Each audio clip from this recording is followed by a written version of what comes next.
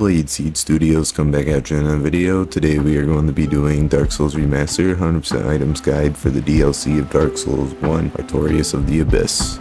It was initially released as part of the Dark Souls Prepare to Die edition, but in the remaster it just kind of comes along with it, which is pretty cool. So first things first that you got to do is you got to go and get the pendant, which if you watched our last episode you should have it.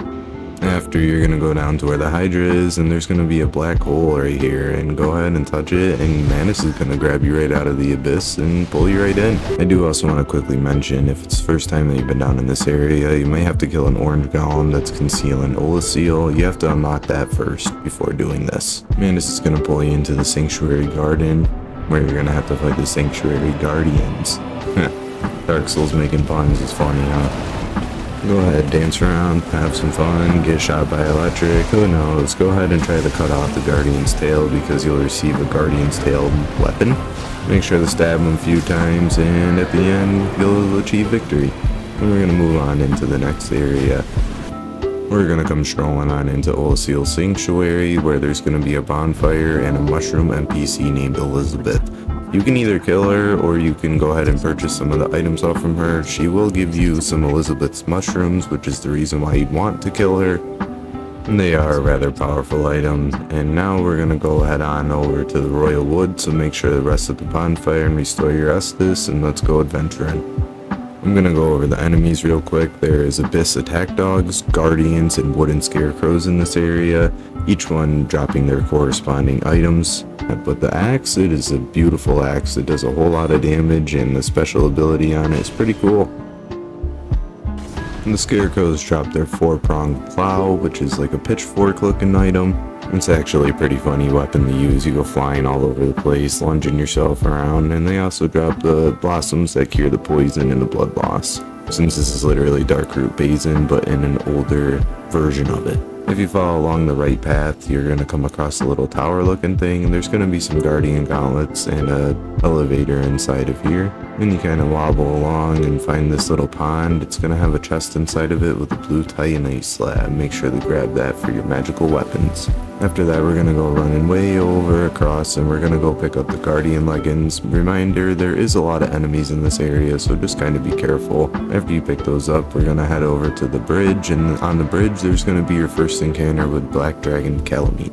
You really don't want to mess around with him. He is pretty scary, to be honest. And then after that, there's going to be a crystal lizard that's on the ledge, and you might get it, you might not. It's kind of hard to hit sometimes. Sometimes it even kills itself, so don't forget you can just quit out and reset, and it should reappear. There's going to be more scarecrows along in this area. Make sure to be careful, and we got to make a couple jumps over gaps that'll have death pits, so you just got to be really careful. Go ahead and jump across, and we're going to go all the way over to the right, and there's going to be an item that's tucked in the back here. It's going to be an Elizabeth mushroom. Go ahead and pick that up.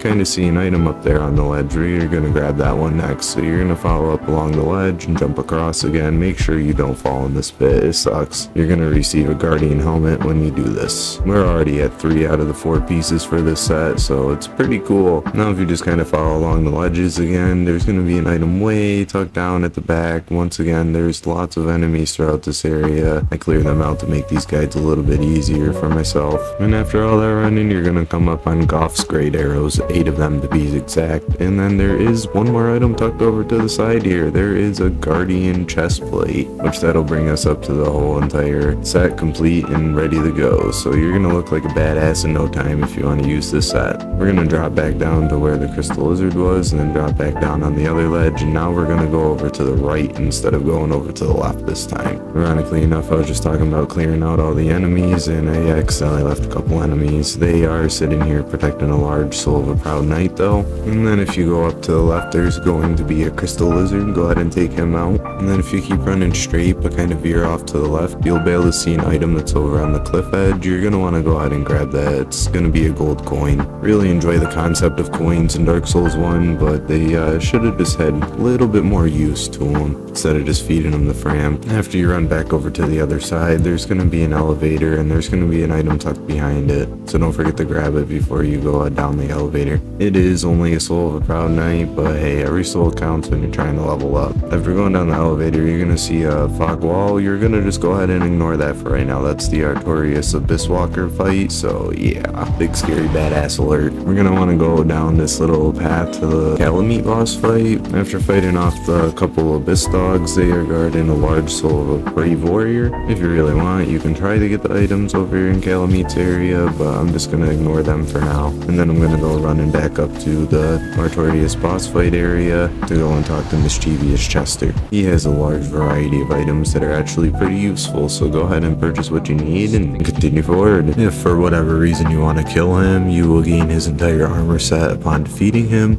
So it's time to fight Artorias the Abyss Watcher. This is definitely a very interesting boss fight. He buffs, he does a lot of very fast attacks that you gotta dodge, he throws stuff at you. It's a whole shit show, but you want to go ahead and smack him around a few times and teach him who's boss. Upon defeating him, you will acquire his soul, and then you can go over to the bonfire. Go ahead and access the PvP arena and get your purple crystal, and then we're gonna do one more quick thing before we go ahead and jump into Olasil for our next episode. We're gonna run back on over to where we killed Artorias, and Lord's Blade Kieran is gonna be here. You can give her Artorias' soul for the gold and dark tracers, which are really good weapons actually. Or you can do the alternative and just kill her and get her armor and the gold and dark tracers, so she is pretty hard to kill. And there is a couple items down in Calamite's boss fight, but we gotta do Goff's side quests. But the problem is it's an Olasil, so I don't really want to get the item required, so it'll be in the next episode. But anyways, I'm Bladeseed Studios. Thanks for watching my guide. I really appreciate you all,